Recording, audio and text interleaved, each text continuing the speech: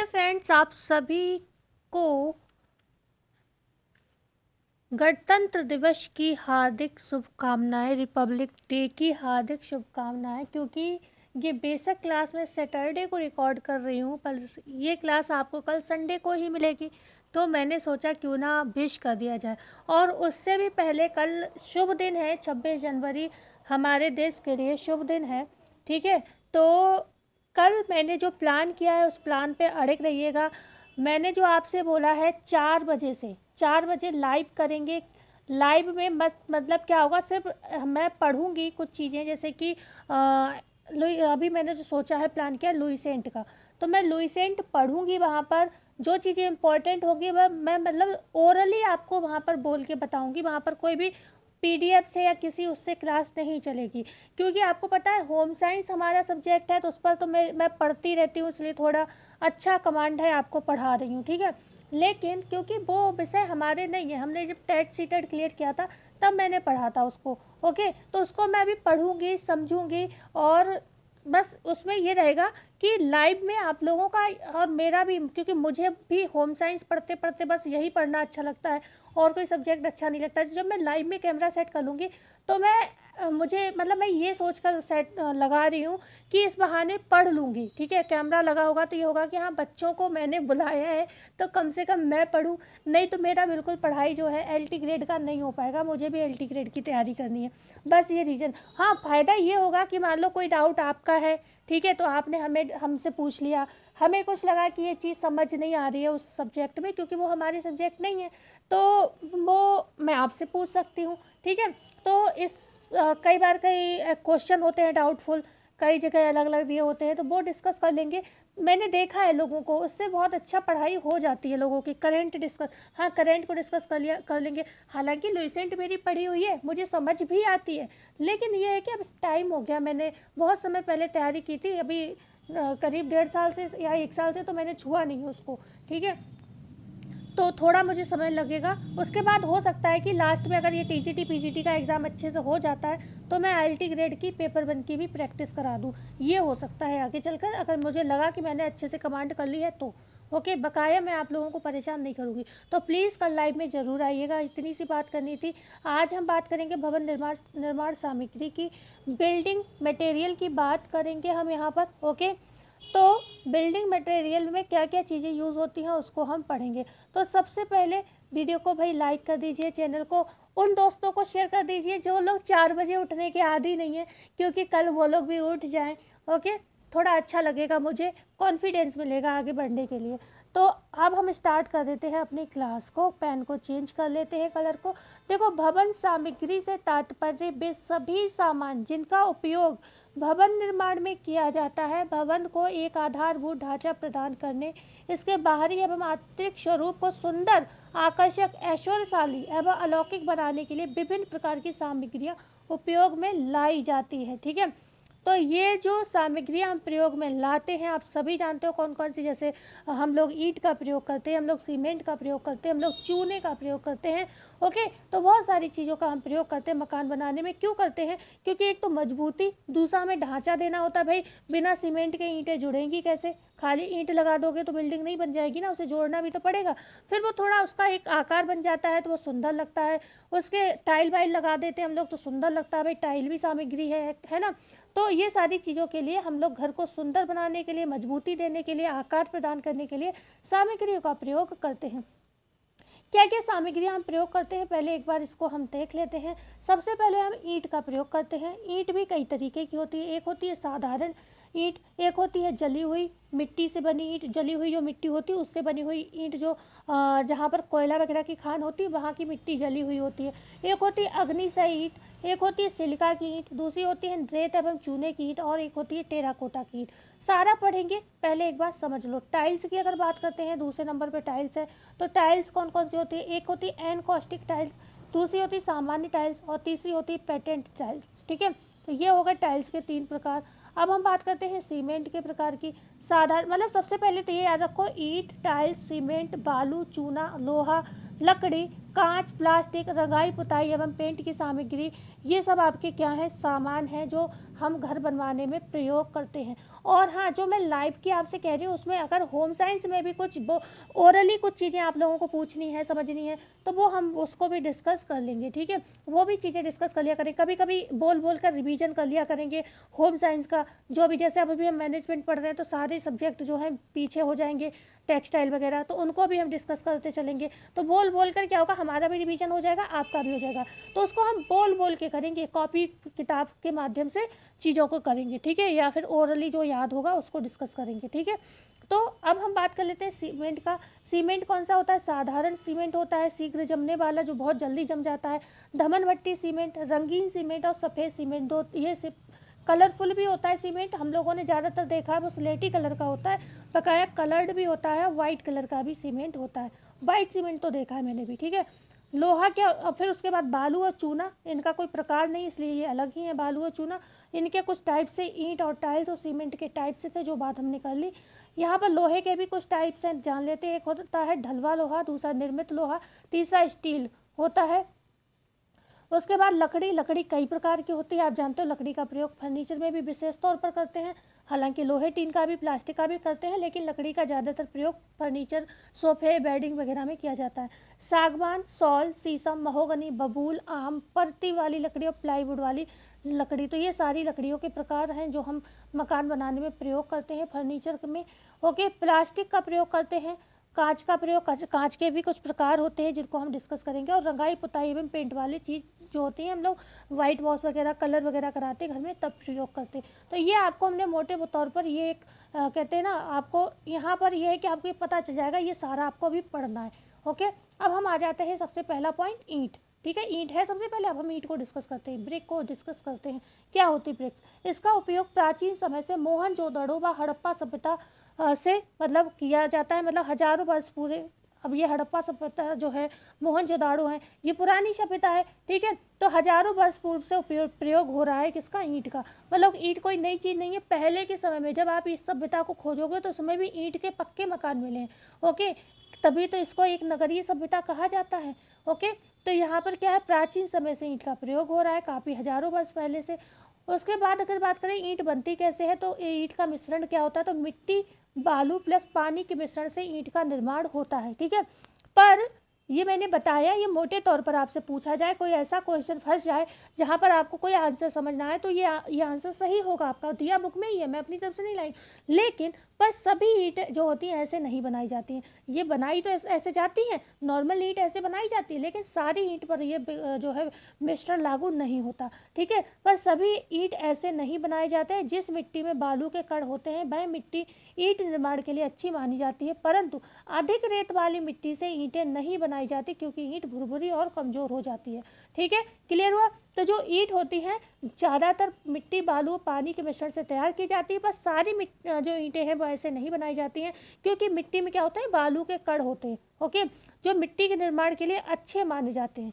लेकिन बहुत अधिक रेत वाले, आपने बहुत ज़्यादा बालू का प्रयोग कर लिया है, ओके, तो क्या होगा, ईंट जो है भुरभुरी बन जाएगी और ईंट कमज़ोर हो जाएगी, मतलब गिरते ही टूटने वाली कंडीशन हो जाएगी।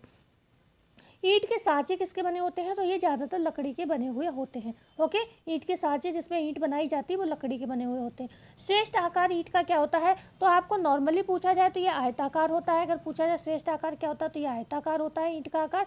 लेकिन अगर आपको उसका मतलब एक रेशियो पूछा जाए कि कितनी बड़ी होती है आयताकार में, क्या लंबाई और चौड़ाई होती है, तो आपको इस तरीके से बताना है। तो सबसे अधिक प्रचलित ईंट का आकार कितना होता है, 9x4.5x3 तक हो सकता है, ठीक है। या फिर 10x5x3 के आकार की भी ईंट अच्छी मानी जाती है। तो ये तीन जो है रेशियो अच्छे हैं, तो ये ही पूछे जाएंगे अगर आपसे पूछे गए 9x0.5 इंटू मतलब 9x4.5 ठीक है, और या फिर 10x5 के आकार की ईंट जो है अच्छी मानी जाती है। कल आप लोगों को आरडीए की क्लास कैसी लगी बताना ना भूलिएगा। वैसे बहुत अच्छे कमेंट आए आप लोगों के। हाँ, जो हमारे बेसिकली जो एक कहते हैं ना कि किसी व्यक्ति को कार्बोहाइड्रेट कितना लेना चाहिए, मतलब किसी को भी अपनी थाली में कोई भी पोषक तत्व तो कितना लेना चाहिए, इस टाइप के प्रश्न जो है बताने रह गए हैं। तो वो हमने आपको प्रैक्टिस भी करा रखी है, तो आप उसके माध्यम से भी कर ले जाओगे। बकाया परेशान ना हो, अब तो समय आपको अच्छा भला मिल गया है, हम लोग अभी और पढ़ाई कर लेंगे, ठीक है।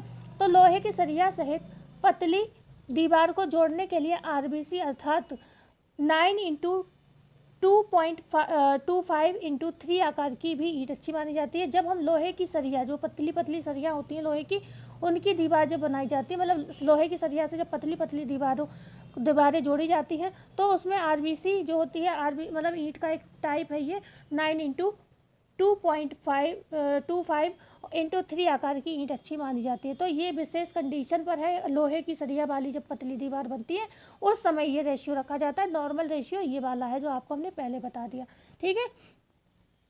आगे हम बात करते हैं स्ट्रक्चर ऑफ ईंट, वृक्ष का मतलब ईंट की संरचना की बात करते हैं। तो सबसे पहले ईंट की संरचना में आता है आपके एल्यूमिना पाया जाता है। अभी हमने बताया भी था आपको, जब स्टार्टिंग में हमने आपको पूरा ग्राफ दिखाया था, ठीक है। तो एल्यूमिना जो होता है ये क्या करता है, इसका कार्य क्या है, ईंट में क्या महत्वपूर्ण मतलब योगदान ये देता है। तो एल्यूमिना जो होता है सांचे में ढालने के लिए क्या करता है, ईंट को लचीलापन प्रदान करता है। मतलब सांचे में जब मिट्टी होती है ना, मिट्टी को डाला जाता है ना ईंट बनाने के लिए, तो वो लचीलापन जो होता है आराम से जम जाती, फैल जाती है हाथ से दबाने से, तो वो वाली गुण इसको प्रदान करता है। ये कितना होता है, तो 20 से 25% होता है एल्यूमिना के। बस ये प्रश्न बन सकता है कि क्या कार्य है, तो लचीलापन प्रदान करना। मात्रा पूछी जा सकती है, तो 20 से 25%। सिलिका क्या है, तो सिलिका आप जानते हो, सिलिका नाम से आपको पता ही चल रहा होगा, ये बालू में पाया जाता है, रेत में पाया जाता है। इसे सिलिकॉन डाइऑक्साइड SiO2 कहते हैं, ठीक है। इसे इस तरीके से लिखा जाता है। यहाँ पर टाइपिंग में चीज़ें नहीं आ रही थी, इसलिए मैंने सीधे सीधे टाइप कर दिया। तो इसे सिलिकॉन डाइऑक्साइड कहते हैं, SiO2 इसका सूत्र है। यह रेत व बालू में पाया जाता है, ठीक है, रेत व बालू में पाया जाता है। मात्रा इसकी ईंट में 50 से 75% तक रहती है। ईंट को ये आकृति प्रदान करता है, मतलब जो आयताकार ईंट बन के तैयार होती है ये आयताकार ही रहे। मान लो सांचे में डाली आपने, अगर ये चीज़ नहीं होगी तो ये क्या है, ये फैल जाएगी, छोटी हो जाएगी, मोटी हो जाएगी, बड़ी हो जाएगी, ओके, कुछ भी हो सकता है। लेकिन क्या ये इसका आयताकार ये आकार बना रहता है। वो क्या करता है, सिलिका जो है इसे आकृति प्रदान करता है। और क्या करता है, इसके साथ साथ ईंट को फटने एवं चटकने से भी बचाता है। तो ईंट को फटने एवं चटकने से भी सिलिका जो है बचाता है। तीसरा पॉइंट है लौह ऑक्साइड, मतलब आयरन ऑक्साइड भी ईंट में पाया जाता है। आप जानते हो ईंट को जब हम गर्म करते हैं, भट्टी में डाल के सेकते हैं, तो कैसी लाल रंग की हो जाती है, तो वो लौह ऑक्साइड के कारण ही होता है।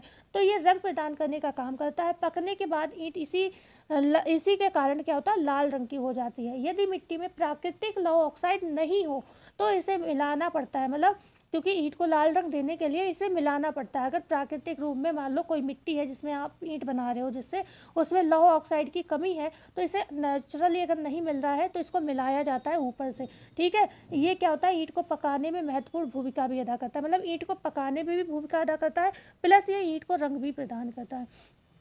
आगे हम बात करते हैं मैग्नीशिया क्या है। तो मैग्नीशिया की अगर हम बात करें तो इसे मैग्नीशियम ऑक्साइड कहते हैं। यह ईंट को मजबूती एवं दृढ़ता प्रदान करता है। जो मैग्नीशियम है ये क्या करता है, पहले तो इसका पूरा नाम क्या है, मैग्नीशियम डाइऑक्साइड, ये याद रखो। फिर ये ईंट को क्या कर रहा है, मजबूती एवं दृढ़ता प्रदान करता है। इसकी मात्रा अधिक नहीं होनी चाहिए, नहीं तो ईंट भुरभुरी हो जाती है और जरा सा गिरने पर शीघ्रता से टूट जाती है। मतलब इस गुण से भी क्या होता है, जैसे अभी हमने आपको ऊपर बताया था कि यहाँ पर क्या होता है, चटकने फटकने से क्या जो सिलिका है ये चटकने फटकने से, मतलब फटने एवं चटकने से बचाती है। और यहाँ पर क्या है, ये जो है जो मैग्नीशिया है आपका क्या करता है, ये गिरने पर जो ईंट अगर इसकी मात्रा ज़्यादा हुई तो ये क्या करेगा, शीघ्रता से टूट जाएगा। मतलब इसकी मात्रा हर चीज़ की रखनी है, लेकिन मात्रा दे क्यों रहे, इसीलिए दे रहे हैं कि ईंट को भी बनाने में हर चीज़ की एक मात्रा चाहिए। अगर उससे ऊपर हुआ तो भी दिक्कत है, कम हुआ तो भी दिक्कत है, ठीक है ना। तो गिरने से शीघ्रता से टूटे नहीं ईंट, इसके लिए क्या है, मैग्नीशिया डालना है, पर कम मात्रा में होना चाहिए। ओके, क्या करता है, ये दृढ़ता एवं मजबूती प्रदान करता है। चूना, लाइम या कैल्शियम ऑक्साइड, बात करते हैं ये इसका प्रयोग क्या है ईंट में। तो जो चूना लाइम या कैल्शियम ऑक्साइड है यह ईंट को क्या करता है, सिकुड़ने से बचाता है। तो आपसे प्रश्न बनेगा कि ईंट को सिकुड़ने से कौन सा तत्व बचाता है, तो आप कहोगे चूना लाइम जो है सिकुड़ने से बचाता है। ओके, दृढ़ता एवं मजबूती कौन प्रदान कर रहा था, मैग्नीशिया प्रदान कर रहा था। ठीक है, तो यहाँ पर हम बात करते हैं, अब ये चीज़ें हो गई ईंट के प्रकार की बात कर लेते हैं। ईंट के भी कई प्रकार हैं, एक तो हो गई आपकी साधारण ईंट, दूसरी हो गई जली हुई मिट्टी की ईंट, तीसरी हो गई अग्निशय ईंट, और चौथी है सिलिका की ईंट, और पांचवी है रेत एवं चूने की ईंट। ठीक है, और छठी है टेराकोटा की ईंट। तो अभी हम ईंट को पढ़ लेते हैं, फिर हम टाइल्स को पढ़ेंगे। इस तरीके से हमारा टॉपिक कंप्लीट होता चला जाएगा। अब हम टाइप्स ऑफ ब्रिक्स को पढ़ते हैं। सबसे पहले साधारण ईंट। ओके, तो कॉमन ब्रिक्स जो होती है, कॉमन ब्रंट क्ले ब्रिक्स भी इसको कहते हैं, कॉमन ब्रिक्स या फिर कॉमन ब्रंट जो है क्ले ब्रिक्स कहते हैं, क्ले मिट्टी को ही कहते हैं, आप जानते ही होंगे। ठीक है, तो ये जो होती है ये सस्ती बाय, इन्हें बनाना आसान होता है। साधारण ईंट मतलब सस्ती बनेगी और आसान होगा बनाना। बिहार, झारखंड, उत्तर प्रदेश, मध्य प्रदेश, दिल्ली, आसाम, कोलकाता एवं भारत के राज्यों में इस ईंट का उपयोग भवन निर्माण में किया जाता है। ठीक है, तो हमारे देश में लगभग सभी जगह इसी ईंट का प्रयोग किया जाता है। ये साधारण सस्ती ईंट होती है, इसे बनाना भी आसान होता है। ठीक है, दूसरी बात आती है जली हुई। पर साधारण ईंट का तो मतलब नॉर्मल है, जो नॉर्मल ईंट कोई भी यूज़ कर सकता है। ठीक है, वो वाली ईंट है। लेकिन जली हुई ईंट क्या होती है, इसको जान लेते हैं। तो दूसरा प्रकार का जो है ईंट का वो है जली हुई ईंट, जिसको हम बर्न्ट क्ले ब्रिक्स कहते हैं। जली हुई मिट्टी की ईंट, मतलब जली हुई ईंट नहीं, जली हुई मिट्टी की ईंट, मतलब मिट्टी होती है जली हुई, उससे ईंट बना दी जाए। तो ये मिट्टी कहाँ से आती है जली हुई, उसकी बात करते हैं। तो जली हुई मिट्टी अधिकांशतः कोयला खानों के आसपास की मिट्टी होती है। जो कोयला की खानें होती है, खदानें होती हैं, उसके आसपास आप जानते हो मिट्टी जो होती है, कोयला के निर्माण में मिट्टी भी जल जाती है, तो उसके आसपास की जो मिट्टी होती है उससे ये ईंट बनती है। और ये ईंट भी मजबूती का निर्माण होता है इस ईंट से। मतलब जो काली ये जली हुई जो मिट्टी है, अगर इससे भी ईंट बनाई जाए तो इससे भी क्या होता है, मजबूती मिलती है ईंट को। ठीक है, मतलब सीधे सीधे आपसे कहा जाए कि जली हुई मिट्टी की ईंट कैसी होती, तो ये भी एक मजबूत ईंट होती है। मिट्टी कहाँ से मिलती है, तो कोयला खान जो होते हैं उसके आसपास की ये मिट्टी होती है, इसीलिए इसको जली हुई मिट्टी कहते हैं। और इसी से ईंट बनाई जाती है, इसीलिए कहा जाता है जली हुई मिट्टी की ईंट। ठीक है, अब आपको समझ आ गया होगा। अग्निशय ईंट, तीसरे नंबर की ईंट का मतलब क्या है, फायर ब्रिक्स का क्या मतलब है।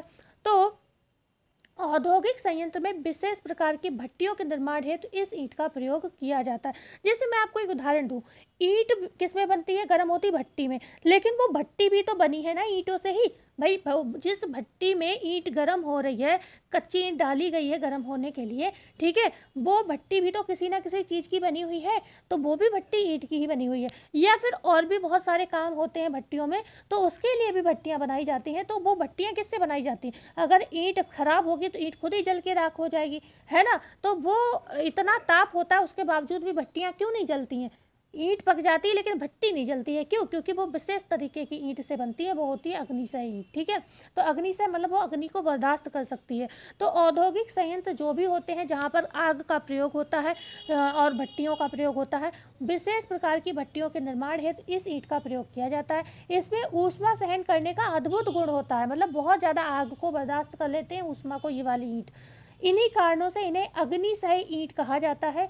इसमें क्या होता है, सिलिका बाईऑक्साइड, सिलिका बॉक्साइड, मैग्नेसाइट एवं एल्यूमिना इसमें क्या होता है, अधिक मात्रा में होता है। ठीक है, जो इन्हें ताप सहने की क्षमता प्रदान करता है। तो कभी भी प्रश्न बने कि जो अग्निशय ईंट या फायर ब्रिक्स होती है उसमें किस वजह से जो है आग को या ऊष्मा को बर्दाश्त करने की क्षमता अधिक होती है, कौन से तत्व ऐसे होते हैं जिसमें उपस्थित होते हैं, तो आपका सीधे आंसर होगा सिलिका बाईऑक्साइड, मैग्नेसाइट, एल्यूमिना। क्योंकि ये 3 ऑप्शन है तो 3 देकर भी डी ऑप्शन उपयुक्त सभी भी हो सकता है, तो आपको ये याद रखने जरूरी है। कई बार क्या होता है 3 ये दे देंगे, एक कोई गलत ऑप्शन दे देंगे और फिर आपको कहा जाएगा इनमें से ऐसा कौन सा गुण नहीं है जो ईंट को अग्नि बर्दाश्त करने की क्षमता प्रदान करता है। तो आपको याद होगा तभी आप आंसर कर पाओगे। और भाई जैसे जैसे कॉम्पिटिशन बढ़ रहा है वैसे वैसे कहाँ से कौन सा प्रश्न पूछ लिया जाए कोई कुछ भी किसी को नहीं पता। सिलिका की ईंट क्या होती है, सिलिका ब्रिक्स क्या होती है, इसे जो बलुआ पत्थर से बनाया जाता है। तो प्रश्न ये भी बन सकता है कि बलुआ पत्थर से किस ईंट का निर्माण किया जाता है? तो सिलिका की ईंट का निर्माण बलुआ पत्थर से किया जाता है। इस ईंट में क्या होता है? अग्नि अवरोधक क्षमता होती है जो 2000 डिग्री सेल्सियस तक ऊष्मा या हीट को सहन कर सकती है। मतलब सिलिका की ईंट भी क्या होती है? ऊष्मा को बर्दाश्त करती है, लेकिन इसकी एक लिमिट है, 2000 डिग्री सेल्सियस तक ये ऊष्मा को सहन कर सकती है। ठीक है, आगे हम बात करते हैं रेत एवं चूने की ईंट की, सोडा लाइम ब्रिक्स की। इस प्रकार की ईंट स्वच्छ एवं साफ रेत से बनाई जाती है। प्रश्न ध्यान से सुनिएगा, स्वच्छ एवं साफ रेत से किस ईंट का निर्माण होता है? तो रेत एवं चूने की ईंट का निर्माण होता है। इसमें अधिक मात्रा में चूना एवं कैल्शियम होता है तथा क्षार इसमें बिल्कुल नहीं होता। क्षार इसमें बिल्कुल भी नहीं होता। यह ईंट रासायनिक प्रक्रिया से बनाई जाती है। कौन सी? रेत एवं चूने वाली ईंट। भाई चूना खुद ही एक रसायन है। ठीक है, इसमें कैल्शियम ऑक्साइड 90 से 95% होता है। कैल्शियम ऑक्साइड कितना होता है? 90 से 95%। तथा magnesium oxide 0.5%। Magnesium oxide 0.5%। Calcium oxide होता है 90 से 95% से। ये क्या होता है? कम जो होना चाहिए। ठीक है, इसमें कैल्शियम ऑक्साइड 90 से 95% तथा मैग्नीशियम ऑक्साइड जो है 0.5% से कम होना चाहिए। ठीक है, यह ईंट काफ़ी मजबूत एवं शक्तिशाली होती है और बड़ी बड़ी इमारतें, गगनचुंबी अट्टालिकाएं एवं आलीशान भवन निर्माण हेतु पूछा जाए किस ईंट का प्रयोग किया जाता है? तो रेत एवं चूने की ईंट का प्रयोग किया जाता है। ठीक है, क्लियर हुआ? जो आपकी बड़ी बड़ी इमारतें वगैरह बनाई जाती हैं तो उसमें साधारण ईंट का प्रयोग नहीं होता है। रेत एवं चूने की ईंट जो होती है उसका प्रयोग किया जाता है। इसमें क्षार बिल्कुल नहीं होता है, ये ध्यान रखिएगा। और चूना एवं कैल्शियम होता है। चूना एवं जो इसमें कैल्शियम ऑक्साइड होता है वो 90-95% से कम होना चाहिए और मैग्नीशियम 0.5% से कम होना चाहिए। ठीक है, टेराकोटा की ईंट क्या होती है? ये ईंट भी क्या होती है? श्रेष्ठ किस्म की अग्निसह मिट्टी से बनाई जाती है। तो आपकी 3-4 ईंट तो ये क्या हो गई? लास्ट वाली अग्निसह हो गई, जो अग्नि को बर्दाश्त कर सकती हूँ। हाँ, अग्नि सहने में भी अलग अलग कैपेसिटी होगी, लेकिन हाँ बर्दाश्त कर सकती, इतना याद रखना आपको। अग्निसह मिट्टी से बनाई जाती हैं जिसमें लौह ऑक्साइड 5 से 8% तथा चूना 1% होता है। छिद्रित टेराकोटा ईंट बनाने के लिए, मान लो छिद्र वाली एक ईंट आती है टेराकोटा की, उसमें छेद से दिखते हैं, तो वो ईंट अगर आपको बनानी है तो उसको तैयार करने के लिए मिट्टी में क्या करते हैं? लकड़ी का बुरादा मिला दिया जाता है। इसका उपयोग भी औद्योगिक संयंत्र में ईंट और भट्टी के निर्माण हेतु किया जाता है। तो टेराकोटा की ईंट भी क्या होता है? ईंट एवं भट्टी, या फिर क्या सीधे सीधे आपको आंसर याद रखना है कि औद्योगिक संयंत्रों में इसका भी प्रयोग किया जाता है, टेराकोटा की ईंट का। ठीक है, क्लियर हुआ? अब हम बात करते हैं किसकी? टाइल्स की। क्या होती है टाइल्स जान लेते हैं। हमने ईंट पढ़ लिया, ईंट के प्रकार पढ़ लिया, उसकी संरचना पढ़ ली। ठीक है, अब हम दूसरे पॉइंट पर आ गए हैं टाइल्स की। आप देख लीजिए एक बार ग्राफ। हमने किस चीज़ को कंप्लीट कर लिया? ईंट को कंप्लीट कर लिया। अब हम किस पर आ गए? टाइल्स पर आ गए। ठीक है, ईंट हमने कंप्लीट कर लिया। ओके, ये ध्यान रखना जरूरी है कि कौन सा किसका प्रकार है, क्योंकि फ़ोन पर आपको सीधे सीधे वही दिखता है जो हम दिखाते हैं। ओके, तो हम पूरा आपको बताते चल रहे हैं क्या क्या पढ़ा दिया आपको। अब हम टाइल्स पर आ गए हैं। टाइल्स का उपयोग छत, फर्श अथवा दीवारों को सजावटी रूप प्रदान करने के लिए टाइल्स को मतलब लगाया जाता है। जो टाइल्स होती हैं, टाइल्स आप देखते हो, टाइल्स से घर की सुंदरता बढ़ती है। ठीक है, सुंदर लगती हैं देखने में, तो हम कह सकते हैं सजावटी रूप देने के लिए हम टाइल्स का प्रयोग करते हैं। यह भी ईंट, ये ईंट होगा यहाँ पर, ईंट का ही एक रूप है। जो टाइल्स है ये भी ईंट का ही एक रूप है, लेकिन ये ईंट से बहुत ज़्यादा पतली होती है। ठीक है ना, परंतु ये शुद्ध मिट्टी से तैयार किया जाता है। जो टाइल होती है ये शुद्ध मिट्टी से तैयार की जाती है। पूछा जाए आपको 2-3 ऑप्शन दे दिया जाए कि शुद्ध मिट्टी से कौन सा पदार्थ तैयार होता है, तो ये टाइल है, ये शुद्ध मिट्टी से बनाया जाता है। इसकी लंबाई, चौड़ाई एवं मोटाई जो होती है ईंट से काफ़ी भिन्न होती है। ये आपको याद रखना है। यहाँ पर थोड़ा सा एरर है, यहाँ पर लिख लीजिए मोटाई जो है, मोटाई ईंट से काफ़ी भिन्न होती है। ठीक है, क्या होती है? ईंट से काफ़ी भिन्न होती है। यहाँ पर क्या होता है, अगर बात करते हैं आगे, ये छत है। ठीक है, छत नहीं, ये छत है, ये ठा हटा दीजिए, छत। ओके, तो जो हम छत पर जो टाइल्स लगाते हैं तो हमेशा ध्यान रखिएगा, छत पाटने वाला, पाटने होगा, ये टाइपिंग एरर हो गया। पाटने वाला जो टाइल्स होता है ये आयताकार आकार का होता है। तो ईंट भी आयताकार होती है, लेकिन ये टाइल्स भी आयताकार होती है, पर ईंट थोड़ी मोटी होती है और ये उतनी मोटी नहीं होती।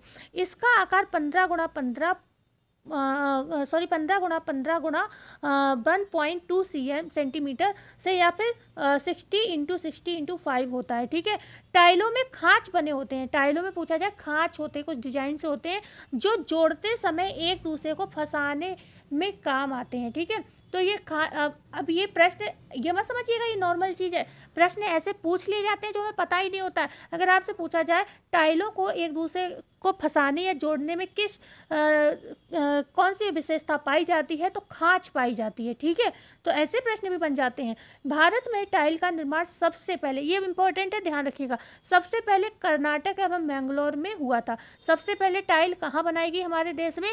कर्नाटक एवं मैंगलोर में बनाई गई थी। इन्हें मशीन से बनाया जाता है, जो टाइल्स हैं ये मशीन से बनती हैं तथा अच्छी तरह इन्हें पकाया जाता है। टाइल्स के निर्माण की प्रक्रिया, अब हम उसकी बात करेंगे।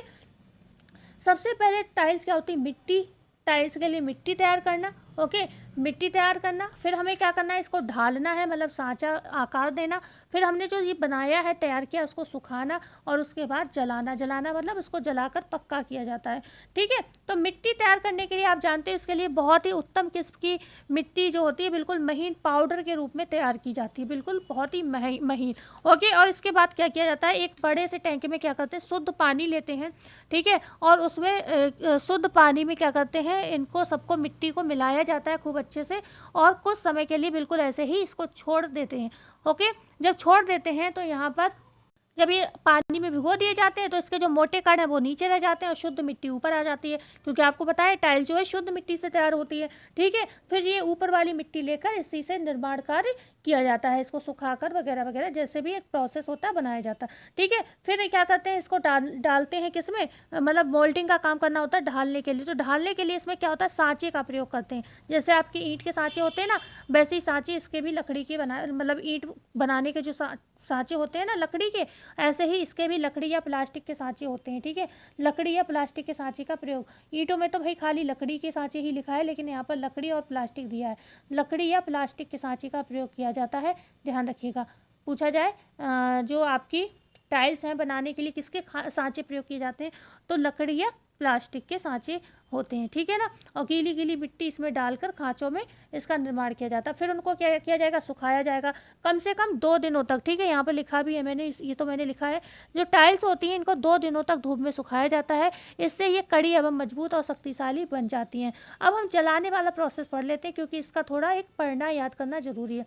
जब ये सूख जाती हैं, सुखा लिया जाता है, 2 दिन तक ये सूखती हैं, उसके बाद सूखने के बाद टाइल्स को जलाया जाता है। जलाने हेतु विशेष प्रकार की भट्टी का प्रयोग किया जाता है। ये नॉर्मल ईंट वाली भट्टी नहीं होती, ये विशेष तरीके से ईंट की भट्टी, ये विशेष तरीके से बनाई जाती है भट्टी टाइल्स के लिए, और इस भट्टी का तापमान 800 डिग्री सेल्सियस रखा जाता है। कितना? टाइल्स पकाने वाली भट्टी का तापमान कितना होता है, प्रश्न बन सकता है, 800 डिग्री सेल्सियस। इस भट्टी में टाइल्स को 800 डिग्री सेल्सियस पर 6 घंटे तक, ये पूछा जाए 800 डिग्री सेल्सियस पर कितने घंटे तक पकाया जाता है, या टाइल्स को कितने डिग्री सेल्सियस पर कितने घंटों तक पकाया जाता है, तो 800 डिग्री सेल्सियस पर 6 घंटे तक रखकर इसको जलाया जाता है। तत्पश्चात 1300 डिग्री सेल्सियस ताप पर पुनः, मतलब इतना 800 डिग्री सेल्सियस ताप पर पकाया 6 घंटे तक, फिर ठंडा कर लिया या जो भी किया, फिर इसका तापमान जो है इसको क्या किया, टेम्परेचर को हाई कर दिया, फिर कितना कर दिया, 1300 डिग्री सेल्सियस, मतलब खूब बढ़ा दिया ताप। फिर उसके बाद यहाँ तो 6 घंटे, यहाँ पर 3 घंटे तक जलाया जाता है, और फिर इनको ठंडा किया जाता है, और आपकी टाइल जो होती है वो बनकर तैयार हो जाती है। ओके, अब हम बात कर लेते हैं टाइल के भी कुछ प्रकार पाए जाते हैं। थोड़ा सा मैंने पेज को डाला है क्योंकि बहुत थक गई थी, नहीं कर पा रही थी टाइपिंग, तो टाइल्स के प्रकार की बात कर लेते हैं। टाइल्स विभिन्न प्रकार के होते हैं, इनमें से कुछ प्रमुख टाइल्स है उनकी हम बात करते हैं। पहले तो आपको यही याद रखना जरूरी है कि टाइल्स कौन कौन से होते हैं, उनके प्रकार, उसके बाद उनकी विशेषताएं। सबसे पहले आ गया आपका एनकॉस्टिक टाइल्स, याद रखना ये भी टाइल का प्रकार है, एनकॉस्टिक टाइल्स। दूसरा होता है सामान्य साधारण टाइल्स, सामान्य साधारण टाइल्स। तीसरा हो गया पेटेंट टाइल्स। ठीक है, तो ये 3 टाइल्स के प्रकार है, इन्हें याद रखना बहुत ज़रूरी है। तो एनकॉस्टिक टाइल्स क्या होता है उसकी बात कर लेते हैं। जो एनकॉस्टिक टाइल्स होता है ये मिट्टी में रंगीन पदार्थ मिलाकर, ठीक है, इसमें क्या होता है, एनकॉस्टिक टाइल्स का निर्माण किया जाता है, मतलब रंगीन पदार्थ। एनकॉस्टिक टाइल्स किससे बना होता है? रंगीन पदार्थों से बना होता है। ये देखने में अत्यंत ही सुंदर, आकर्षक, चमकदार, सौंदर्यशाली, मनमोहक, लुभावना लगते हैं और ये बहुरंगी होते हैं क्योंकि इसमें बहुत सारे रंगों का प्रयोग किया जाता है। इनका उपयोग रसोई घर, स्नान गृह, बेसिन जो होता है वॉश बेसिन ना, और दीवारों तथा फर्श आदि में सजावट हेतु किया जाता है। मतलब जो सुंदर सुंदर टाइल्स हम लगाते हैं वो किसके? एनकॉस्टिक टाइल के बने हुए होते हैं। ठीक है। सामान्य साधारण टाइल्स क्या होते हैं? ये टाइल्स साधारण किस्म के होते हैं। इनका उपयोग छत, फर्श, नालियों आदि के निर्माण में किया जाता है। तो टाइल्स का मतलब सामान्य साधारण टाइल्स कौन से होते हैं? ये होते हैं आपके किसमें? जो हम छत पर लगाते हैं, फर्श पर लगाते हैं, नालियों में लगाते हैं, ये सामान्य साधारण। भाई नाली वाली में है या ऊपर छत में है तो इनको कैसे कोई इतना गौर करके नहीं देखता है, तो ये ऐसे मतलब नॉर्मल होते हैं। पेटेंट टाइल्स क्या होते हैं? ये आयताकार टाइल्स होती है। ठीक है, आयताकार होती है। इनका निर्माण जो ढालुआ छत होती हैं उनमें किया जाता है। तो हमने अभी आपको पीछे बताया भी था, जो छत जो होती है, छत के निर्माण के लिए आयताकार टाइल का प्रयोग किया जाता है। ठीक है। तो ये हो गई 3 आपके टाइल का प्रयोग। जो सुंदर सुंदर टाइल आते हैं वो एनकॉस्टिक टाइल के बने होते हैं। जो नॉर्मल हम नालियों के लिए या फिर अपने फर्श और छत के लिए टाइल का प्रयोग करते हैं वो सामान्य साधारण टाइल होते हैं। और पेटेंट टाइल्स का आकार आयताकार होता है। ये ढलुआ छत निर्माण के लिए प्रयोग किया जाता है। ठीक है। अब हम बात करते हैं सीमेंट की। थोड़ा सा सीमेंट पढ़ेंगे, फिर उसके बाद हमने टाइपिंग कर रखी है, परेशान मत हो। ओके। तो सीमेंट जो होता है ये भवन निर्माण में सीमेंट का क्या कहते हैं? अमूल्य योगदान होता है। बिना सीमेंट के तो आप कुछ जमा ही नहीं सकते हो ना, दीवार वगैरह। इसके अभाव में भवन निर्माण की कल्पना तक नहीं की जा सकती। सीमेंट का उपयोग ईंटों एवं पत्थरों को जोड़ने, ठीक है, जो मकान हम बनाते हैं तो ईंट पत्थर को किससे? सीमेंट से ही जोड़ते हैं। ठीक है। दीवारों एवं फर्श के प्लास्टर करने तथा छत ढालने में इसका प्रयोग किया जाता है। ओके। प्लास्टर करने में, छत को ढालने में, सब में सीमेंट ही जोड़ा जाता है ना। जो पोर्टलैंड सीमेंट का आविष्कार पूछा जाए, ये बहुत इंपॉर्टेंट है। पोर्टलैंड सीमेंट का आविष्कार सबसे पहले किसने किया? तो ये एक ब्रिटिश कारीगर थे, जोसेफ एस्पर्डिन। तो सबसे पहले एक प्रश्न ध्यान रखो, पोर्टलैंड सीमेंट का आविष्कार किसने किया? तो कारीगर जोसेफ एस्पर्डिन ने किया।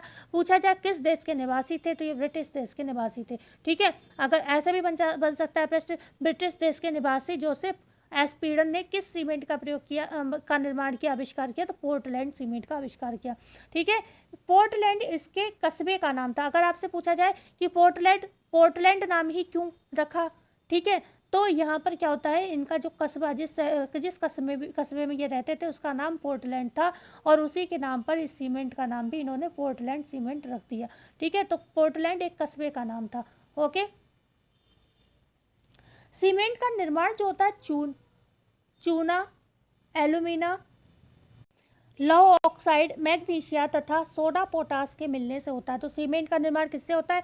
एल्यूमिना, सिलिका, लौह ऑक्साइड, मैग्नीशिया तथा सोडा पोटास से ये बनता है। ओके। इन सबको पीसकर घंटों तक गर्म किया जाता है। इससे इनके बड़े बड़े ढेले बन जाते हैं। फिर इन ढेलों को पीसकर बारीक पाउडर के रूप में तैयार किया जाता है। ठीक है। तो मतलब पहले इनको क्या किया जाता है? इन सबको मिलाया जाता है, पीसा जाता है, फिर ये इनको गर्म किया जाता है। फिर इनके गर्म करने के बाद फिर इसके मतलब पूरे पत्थर जैसे बन जाते हैं। ओके। फिर इन पत्थरों को पीसा जाता है, ढेलों को पीसा जाता है और बारीक पाउडर के रूप में तैयार किया जाता है। तो अब इनका थोड़ा पढ़ लेते हैं कितना क्या रहना चाहिए। चूना, अगर सीमेंट है तो जो भी बनाया जा रहा है उसमें 65% चूना होना चाहिए। उसका आधा करीब 23.5% आपका सिलिका होना चाहिए। एल्यूमिना 5% रहता है, लौह ऑक्साइड 2.5% रहता है, मैग्नीशिया 1.5% होता है और सोडा पोटास 1.25% तक होता है। ठीक है। तो ये इसकी मात्रा होनी चाहिए। आगे बढ़ते हैं हम लोग सीमेंट के प्रकार की बात करते हैं। अभी हमने सीमेंट के बारे में जाना। तो सीमेंट के प्रकार, टाइप्स ऑफ सीमेंट, एक होता है साधारण सीमेंट जिसे हम पोर्टलैंड सीमेंट कहते हैं। भवन निर्माण में अधिकतर इसी सीमेंट का जो है प्रयोग किया जाता है। इसका निर्माण चूना, सिलिका, एल्यूमिनियम, लौह ऑक्साइड तथा जिप्सम के मिश्रण से किया जाता है। ठीक है। तो जो साधारण सीमेंट होता है किससे बनता है? आपका चूना, सिलिका, एल्यूमिनियम, लौह ऑक्साइड तथा जिप्सम के मिश्रण से बनाया जाता है। ये नॉर्मल सीमेंट है जो भवन निर्माण में अधिकतर सबसे ज़्यादा प्रयोग किया जाता है। ठीक है। आगे हम बात करते हैं शीघ्र जमने वाला सीमेंट, जो बहुत जल्दी जम जाता है। आप जानते हैं ईंटों को जोड़ने के लिए, इन सबको छत पर प्लास्टर वगैरह करने के लिए सीमेंट वगैरह का प्रयोग किया जाता है। तो ये एकदम जो सूख जाता है, जम जाता है, वो सीमेंट है। ठीक है। इसका उपयोग बांध वगैरह, जो पुल वगैरह बनते हैं, डैम वगैरह, ठीक है, उनके निर्माण में पत्थरों को जोड़ने व नींव भरने में किया जाता है। ठीक है, जो शीघ्र जमने वाले सीमेंट होते हैं तो वो बांध हैं, पुल हैं, आपके डैम वगैरह। ठीक है, इनको और पत्थरों को जोड़ने, नींव भरने में इसका प्रयोग किया जाता है। इस सीमेंट की सबसे बड़ी विशेषता ये है कि ये बढ़ता नहीं है तथा अपने इस विलक्षण गुण के कारण अति शीघ्रता से जम जाता है। मतलब फैलने की आदत नहीं होती इसमें, जहाँ पर लगाओ वहीं पर एकदम जम जाता है। ओके, तो आगे हम सीमेंट के प्रकार ही पढ़ रहे हैं अभी। सीमेंट के प्रकार ही पढ़ रहे हैं, तो हमने 2 पढ़ लिए। ये तीसरा प्रकार है धमन भट्टी सीमेंट। ब्लास्ट फ्लोरेंस सीमेंट क्या होता है? धमन भट्टी सीमेंट का निर्माण सीमेंट की राख के साथ स्लैग को मिलाकर किया जाता है। ये स्लैग क्या होता है? अगर बात करें कि जो धमन भट्टी सीमेंट होता है, इसका निर्माण सीमेंट की एक तो राख ली जाती है, जो सीमेंट ऑलरेडी होता है उसकी राख होती है, उसका प्रयोग किया जाता है, प्लस इसमें स्लैग को मिला लिया जाता है। स्लैग क्या होता है? तो ये एक व्यर्थ पदार्थ होता है जो कच्चे लोहे को जलाने के बाद बचता है। तो कच्चे लोहे को जलाने के बाद बचा पदार्थ क्या कहलाता है? ये भी प्रश्न बन सकता है, तो ये स्लैग कहलाता है। यह सीमेंट काफ़ी मजबूत एवं शक्तिशाली हो जाता है क्योंकि इसमें स्लैग मिला दिया जाता है। ओके, आगे हम बात करते हैं क्वेश्चन 4 पॉइंट की। रंगीन सीमेंट क्या होता है? Coloured cement.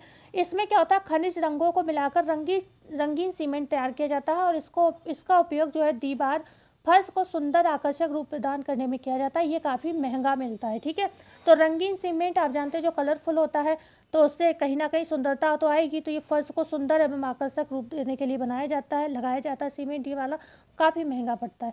आगे हम बात करते हैं सफ़ेद सीमेंट। वाइट सीमेंट तो सभी ने देखा होगा। इसका उपयोग फर्श को सुंदर, आकर्षक एवं मनोहारी रूप प्रदान करने में किया जाता है। इसके अतिरिक्त इसे मोजेक, कई बार प्रश्न बनता है कि किचन में किसका फर्श ज़्यादा सही रहता है, तो हम लोग कहते हैं मोजेक, तो मोजेक आंसर आता है। तो मोजेक सीमेंट यही वाला है, करने तथा टाइल्स को जोड़ने में भी काम आता है। इसमें लौ ऑक्साइड की मात्रा काफ़ी कम कर दी जाती है।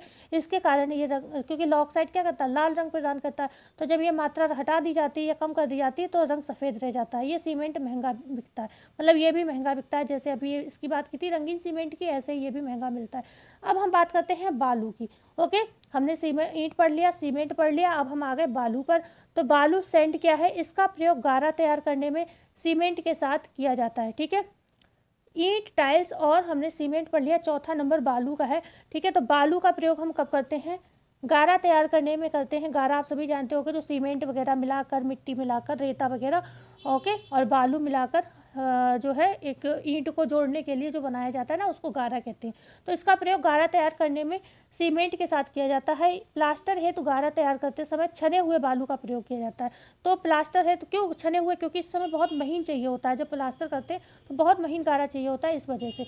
इसमें मोटे कंकड़ पत्थर के छोटे छोटे टुकड़े नहीं हो। उत्तम किस्म का बालू मोटा, स्वच्छ एवं रवादार होना चाहिए। बालू मिलाने से गारा क्या होता है? कठोर हो जाता है तथा सूखने के बाद इसमें दरारें नहीं पड़ती।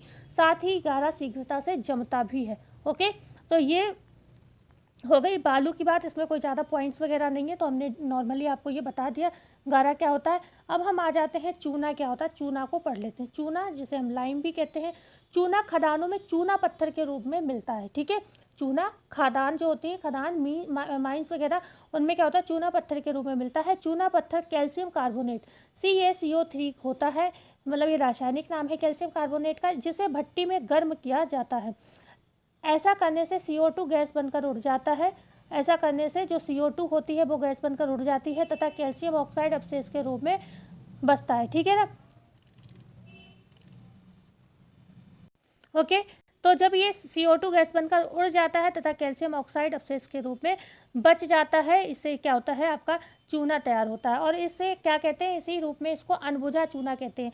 जब ये मतलब ये वाला जो चूना यहाँ पर तैयार किया गया, पहले एक बार ध्यान से पढ़ लो। जो चूना होता है खदानों में जब बनाया जाता है तो ये चूना पत्थर के रूप में मिलता है। ठीक है, चूना पत्थर क्या होता है? कैल्शियम कार्बोनेट होता है। यही चूना पत्थर क्या होता है? जो कैल्शियम कार्बोनेट होता है, ओके, जिसे भट्टी में गर्म किया जाता है। ऐसा करने से CO2 जो गैस होती है उड़ जाती है, तो क्या होता है? सीधे कैल्शियम ऑक्साइड अवशेष का रूप रह जाता है। तो कैल्शियम जो ऑक्साइड का रूप है, यही आपका क्या कहलाता है? यही आपका कहलाता है अनबुझा चूना। एक प्रश्न पूछा जाता है अनबुझा चूना कौन सा किसे कहते हैं? तो ये कैल्शियम ऑक्साइड जो है ये आपका अनबुझा चूना है, अनबुझा चूना। ओके ओके, जो पानी में घुलनशील हो जाता है, मान लो अब इस चूने को आप पानी में मिलाकर अपने घर के रंगाई पुताई में जिसमें भी काम में ले रहे हो, ठीक है, मकान में, तो जब आप इसको पानी में घोल के छोड़ दोगे, ओके, पानी में डाला और उसको घुमाओगे किसी भी उससे डंडे वंडे से, जब उसे घुमाओगे तब ये कहलाता है आपका बुझा हुआ चूना। ओके, तो बुझा हुआ चूना कैल्शियम हाइड्रोक्साइड बन जाता है जब आप इसको पानी में, जो आपका ये कैल्शियम ऑक्साइड है ये कैसा है आपका, ये अनबुझा चूना है, अनबुझा, बुझा हुआ नहीं, अनबुझा। लेकिन जैसे इसको आप पानी में डालोगे तो ये क्या बन जाएगा, कैल्शियम हाइड्रोक्साइड बन जाता है और इसी को हम बुझा हुआ चूना कहते हैं। ये प्रश्न पूछा जाता है। ओके, आगे बात करते हैं, यही कैल्शियम ऑक्साइड चूना कहलाता है। इसका उपयोग नींव बनाने, पत्थर को जोड़ने, प्लास्टर करने एवं भवन पुताई में किया जाता है। प्राचीन समय में सीमेंट का प्रचलन जब नहीं था तब चूने से ही नींव का निर्माण किया जाता था। चूना व बालू से निर्मित गारा बहुत ही मजबूत एवं शक्तिशाली होता है। ठीक है, तो ये जो है चूना का प्रयोग भी क्या होता है, अगर इससे भी गारा वगैरह बनाया जाता है बेसिकली, तो हम लोग सीमेंट, बालू इन सब चीज़ों को मिलाकर बनाते हैं, तो ये भी काफ़ी मजबूत एवं शक्तिशाली होता है। तो ये रही आज की यहाँ तक क्लास। अभी ये कंप्लीट नहीं हुआ क्योंकि हम आपको दिखा देते हमने कितनी चीज़ें पढ़ ली, क्योंकि ये क्लास हमें लग रही थी बहुत लंबी हो जाएगी, बहुत बड़ी हो जाएगी, और हमें भी ज़्यादा थकान हो रही थी, ज़्यादा टाइपिंग कर नहीं पाए, तो हमें जितना होगा हमने उतना कर दिया। अब हम आपको ये कल पढ़ाएंगे, बचा हुआ ईंट पढ़ ली हमने, टाइल्स पढ़ ली, सीमेंट पढ़ लिया, बालू पढ़ लिया और चूना पढ़ लिया। ओके, अब हम कल पढ़ेंगे लोहा, लकड़ी, प्लास्टिक, कांच और रंगाई पुताई पेंट की सामग्री हम पढ़ेंगे। ये 4-5 चीज़ें कल पढ़ेंगे और ये इतना बड़ा नहीं होगा जितना बड़ा ये है। ठीक है, ये कम ही होगा, ये जल्दी निपट जाएगा। स्टार्टिंग में कंटेंट ज़्यादा होता है, लास्ट में कंटेंट कम होता है। तो क्लास कैसी लगी बताना ना भूलिएगा। अगर अच्छी लगी हो तो वीडियो को लाइक कर दीजिए, चैनल को शेयर कर दीजिए मित्रों में, सब्सक्राइब कर दीजिएगा और कल से लाइव आना ना भूलिएगा। मिलते हैं नई वीडियो में नई जानकारी के साथ, जब तक के लिए धन्यवाद।